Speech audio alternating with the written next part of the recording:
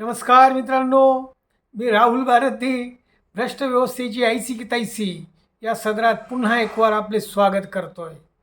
मित्रांनो, सनदी आधी तुकाराम मुंडे साहेबांनी त्यांना असलेल्या अधिकाराचा उपयोग करीत वापर करीत राज्यभरातील सर्वसामान्य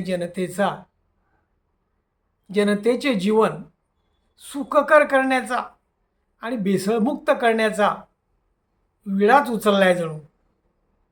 अर्थात त्यांना घटनेने दिलेल्या चौकटीत राहून त्यांचे काम सुरू आहे. मात्र त्यासाठी आवश्यक असा प्रामाणिकपणा त्यांच्या ठायी असल्यामुळे त्याचे रिझल्ट्स फार छान दिसत आहेत. अर्थात असे अधिकार तमाम IASना, जे कालांतराने आयुक्त देखील झाले, सचिव झाले, या सगळ्यांना एक समानच आहेत. मग तुकाराम मुंडेंचं वेगळेपण का जाणवतं?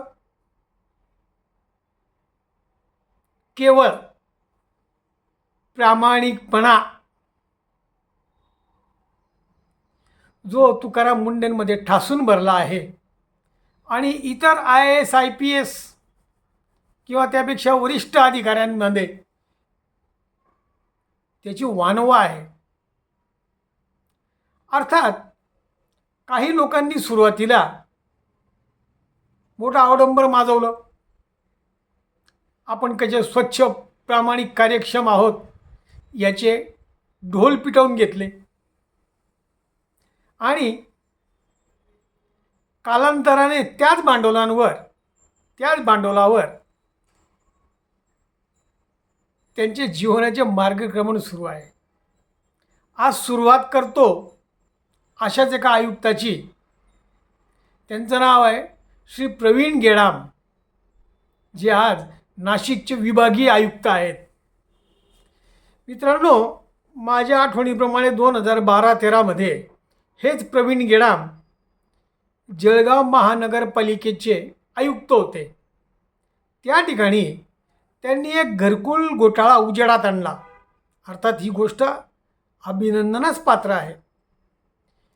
त्या घोटाळ्यामुळे शासनाचे 110 कोटीचे नुकसान झाले होते, अशा अर्थानं त्यांनी तक्रार दिली होती.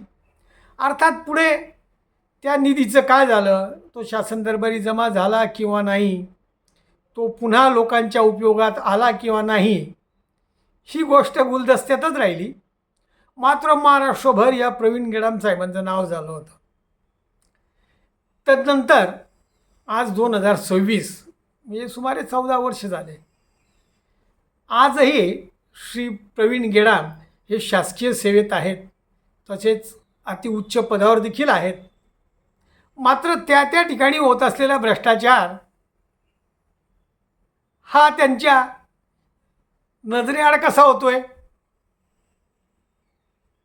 याचं उत्तर एव्हानं आपल्या सगळ्यांना मिळालंच असेल. असे अनेक अधिकारी आहेत जे सुरुवातीला खूप डंका पिटतात आणि नंतर पुढे फुस. माझा गेल्या सुमारे 2 वर्षातला अनुभव असा आहे, श्री प्रवीण गेडाम साहेबांकडे मी त्यांना प्रत्यक्ष थेट भेटून अत्यंत गंभीर अशा भ्रष्टाचाराची प्रकरणं पुराव्यासहित सादर केले. त्याच्यानंतर त्याचा पाठपुरावा करण्यासाठी म्हणून मी त्यांची भेट घ्यायचा प्रयत्न केला. भेटही मिळाली नाही. माझ्या लेखी तक्रारीचा त्यांच्याकडून कोणताही प्रतिसाद नाही.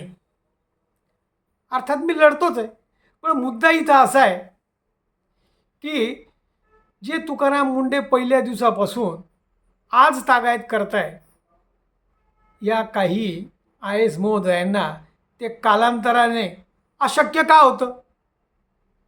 मित्रांनो, हा प्रश्न स्वतःला विचारा आणि स्वतः त्याचं उत्तर शोधायचा प्रयत्न करा. आज येथे सांगतो. जय हिंद, जय महाराष्ट्र.